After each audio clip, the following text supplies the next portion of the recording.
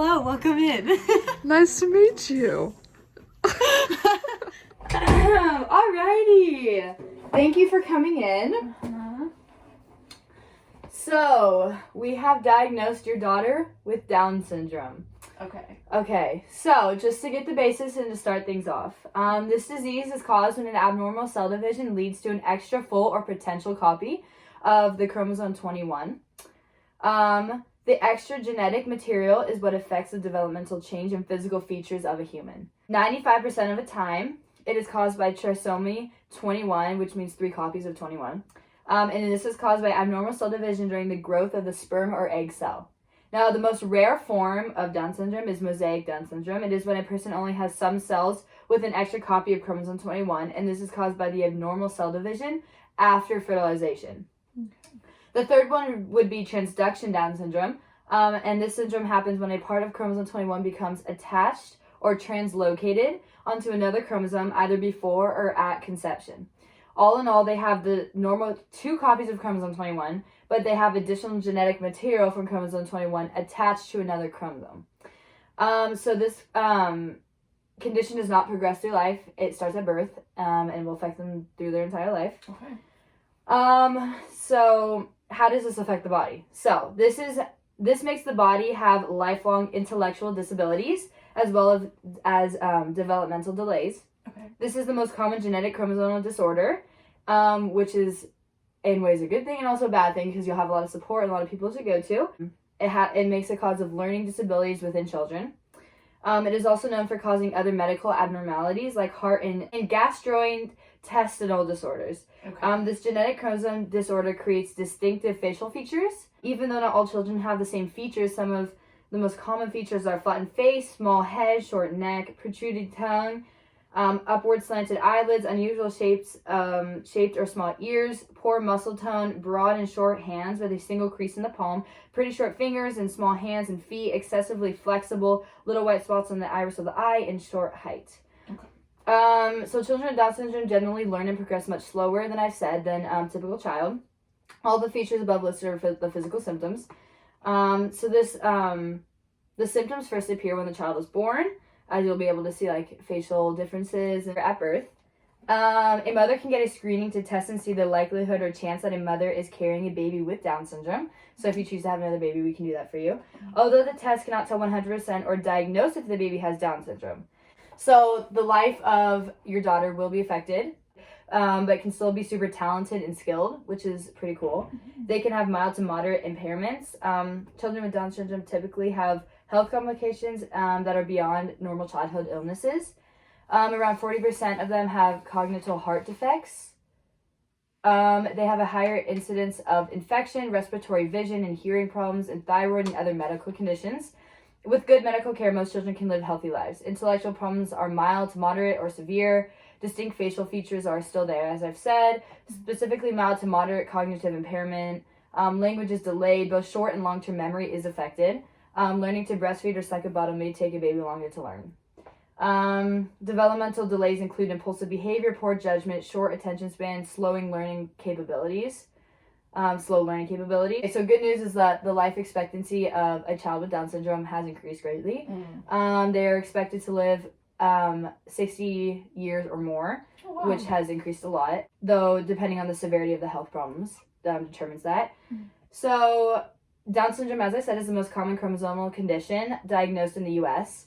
Every year, around 6,000 babies born in the United States have Down syndrome, so that's every 1 in 700 babies. People who are most likely to get Down syndrome are mothers who choose to have a child at 35 years or older. So there is assisted living with this condition.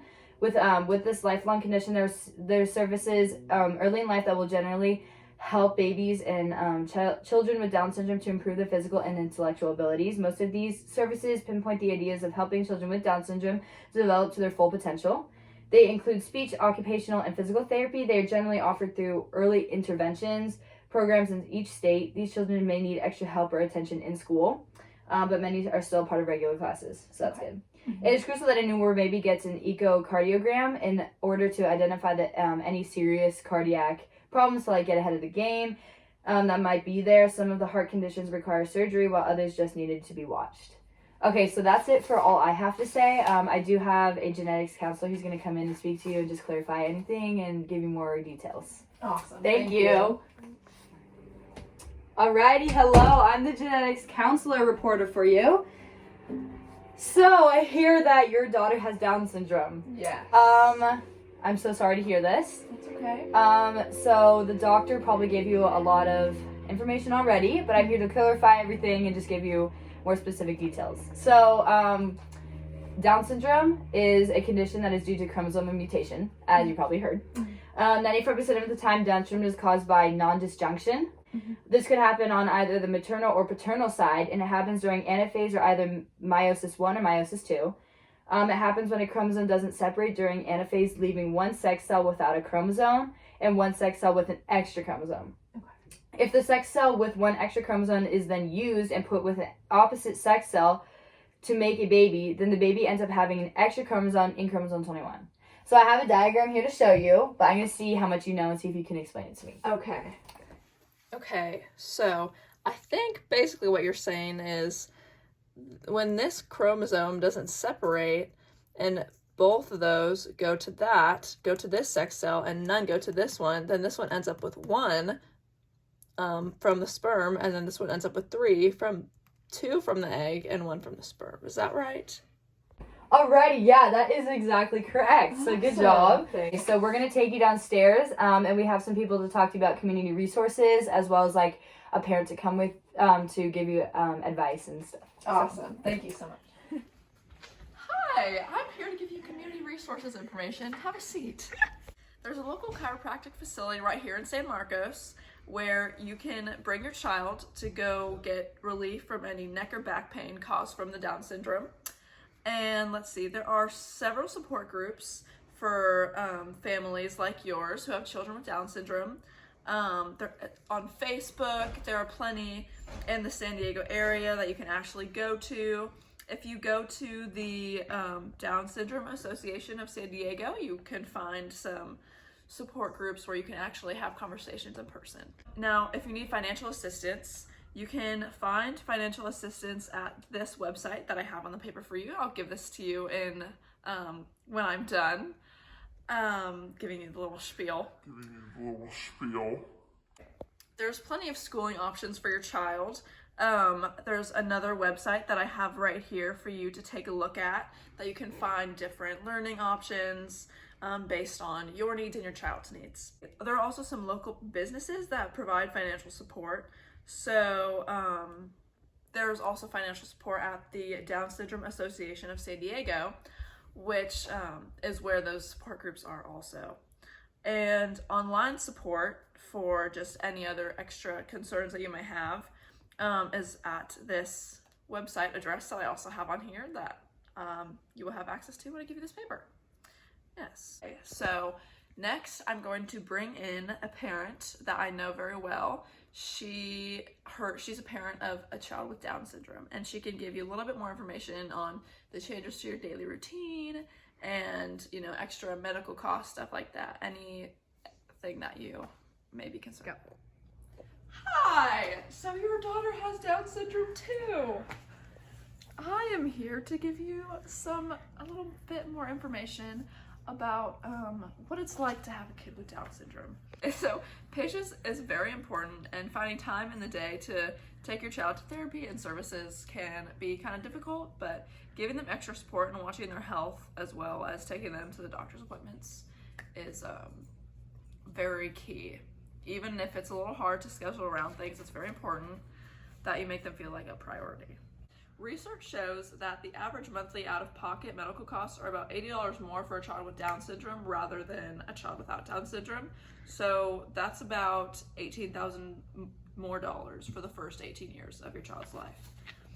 Now, when you first hear your child has Down syndrome, you might feel disappointment, grief, anger, frustration, fear, and anxiety about the future. Talking to other parents may be helpful. I know I found that helpful. You will need to have close relationships with medical professionals too. That's super helpful.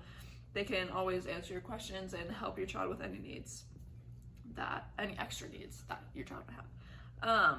Okay, so there are a variety of support and educational programs that can help people with conditions as well as their families. So there are plenty of programs that will help you and your child. Some available programs begin with interventions in infancy, and federal law makes the states offer therapy programs for qualifying families. Within these programs, special education teachers and therapists will help children learn sensory skills, social skills, self-help skills, motor skills, language skills, and cognitive abilities. Public and private schools support both the child and the family with integrated classrooms and special education opportunities. Some parents are sometimes concerned about their child being treated differently and how to support your child with these challenges. So your child may be treated differently because they may look and act differently than other children, although you can remind them that they are still human and they are still a lot like other children. They share the same emotions and learn new things, enjoy life, and play just like other kids. A good way to help them is to provide as many chances as possible to do those things. And it may also help for your child to have, to meet other children with the same condition, so they can feel a little less alone. Any questions? Nope, I think I'm all good. I feel more prepared than I did. Awesome.